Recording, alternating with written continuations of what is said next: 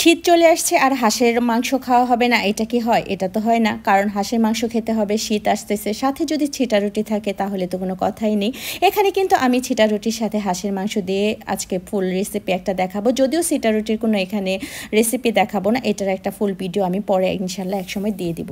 Hello everyone, আসসালামু আলাইকুম, সবাইকে আমার নীলাজ ডায়েরি থেকে ওয়েলকাম জানাচ্ছি। আজকে আমি হাঁসের মাংসের ফুল রেসিপি কিন্তু এখানে দেখিয়ে দিব। আমার যে হাঁসটা এটা কিন্তু একটু ছোট ছিল, তবে দেশি হাঁস ছিল, সেজন্য কিন্তু ভীষণ মজা লেগেছে। আমি যে হাঁসটা নিয়েছিলাম এটার পরিমাণ মতো হচ্ছে আমি 2 কাপের মতো পেঁয়াজ দিয়ে দিয়েছিলাম। কাপের পরিমাণ অল্পই ছিল, 10-12টার মতো পেঁয়াজ হবে এখানে। আর দিয়ে দিয়েছিলাম হচ্ছে 2 টেবিল চামচ আদা বাটা, 2 টেবিল চামচ রসুন বাটা, এখানে দিয়েছিলাম হচ্ছে সব কিছু 2 টেবিল চামচ করে দিয়েছিলাম। আর দিয়েছিলাম হচ্ছে এখানে বাটা মরিচ। আমি নর্মালি হচ্ছে হাঁস গরু যে কোনো মাংসই রান্না করি না কেন বাটা মরিচটা ইউজ করি। আর পরিমাণ মতো হচ্ছে আমি লবণ দিয়ে দিয়েছিলাম। সব কিছু কিন্তু এখানে আমি একত্র করে রেখেছিলাম। যাই হোক, আর তেলটাও কিন্তু দিয়ে দিয়েছিলাম 1 কাপের মতো, কারণ হাঁসের মাংস গরুর মাংস এগুলোতে কিন্তু তেল একটু বেশিই লাগে।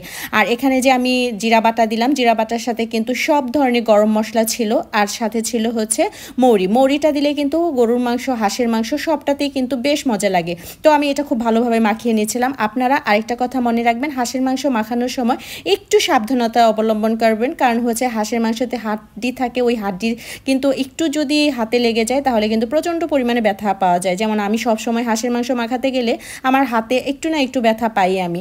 যাই হোক, কথা বলতে বলতে কিন্তু আমি এটা বসিয়েও দিয়েছিলাম। আর এটা কিন্তু একটু লং প্রসেসেই রান্না করতে হয়, কারণ হচ্ছে একটু পরপরই যে আপনার নাড়া দিতে হবে এমনও কথা না, কারণ হচ্ছে হাঁসের মাংসটাতে যেহেতু একটু পরিমাণে পানি দিয়ে এটা ভালোভাবে সিদ্ধ করতে হয়, এবং লাস্ট পর্যায়েও কিন্তু চুলার উপরে রেখে তারপর কিন্তু এই প্রসেসটা আপনাদের ফুললি হচ্ছে কমপ্লিট করতে হয়। আর হাঁসের মাংস গরুর মাংস যত বেশি কষাবেন, যতক্ষণ রান্না করবেন, ততক্ষণ কিন্তু এটার মজাটা আরও বেড়ে যায়। আর আমি এই যে এই পর্যায়ে এসে কিন্তু এখানেও একটু গরম মশলা গুঁড়া দিয়ে দিয়েছিলাম, খুব অল্প পরিমাণে, হাফ চা চামচ বা 1 চা চামচের মতো আমি দিয়েছিলাম। এই তো আমার কিন্তু একদম লাস্ট পর্যায়েই চলে আসছে হাঁসের মাংসটা। আমি কিন্তু রাতে হাফ রান্না করে রেখেছিলাম, আর দিনের বেলাতে হচ্ছে হাফ করেছিলাম, যেহেতু এটা শুক্রবারের রান্না ছিল, আমার অনেক বেশি রান্নার চাপ ছিল শুক্রবারের দিন, সেজন্য আমি রাতে এবং দিনে দুটো মিলেই করেছিলাম। দেখেন আমার হাঁসের মাংসটা কিন্তু একদম রান্না হয়ে গিয়েছে, এবং আমি চুলার উপরে রেখে অনেকক্ষণ কিন্তু এটা চুলার জালি রেখেছিলাম। আর এখানে আমি ছিটা রুটি দেখাচ্ছি, এটা ফুল ভিডিও আমি একটা সময় দিয়ে দিব ইনশাল্লাহ, শীতের আগেই দিয়ে দিব। আর আমার টাইম অল্প ছিল, আর এই ভিডিওটা অনেক বড় হয়ে যাবে, সেজন্য আমি ফুল প্রসেস দেখাইনি। জাস্ট হচ্ছে আমি একটা রুটি কিভাবে বানিয়েছি সেটাই আমি দেখিয়ে দিলাম। আর এটার জন্য আমার কোনো প্রিপারেশনও ছিল না, হুট করে ইচ্ছা হলো যে আচ্ছা এটার সাথে ছিটা রুটি দিলে কেমন হয়, তো আমার ইচ্ছা মতো হচ্ছে আমি 2-3টা করে নিয়েছিলাম। আর এটার আমি ফুল ভিডিও ইনশাল্লাহ দিয়ে দিব। আর হাঁসের মাংসের সাথে ছিটা রুটি বলেন আর হচ্ছে চিতই পিঠা বলেন, হেভি কিন্তু মজা লাগে। সামনে আসছে শীত, আর বাসায় কিন্তু আপনারা এটা করে খেতে পারেন অনায়াসে। ঘরের মানুষকে যদি আপনারা ভালো মন্দ কিছু না তৈরি করে খাওয়ান, তাহলে ঘরের মানুষ কিভাবে অ্যাপ্রিসিয়েট করবে বলেন? মাঝে মাঝে একটু কিন্তু টিপস দিতে হয়, তাই না?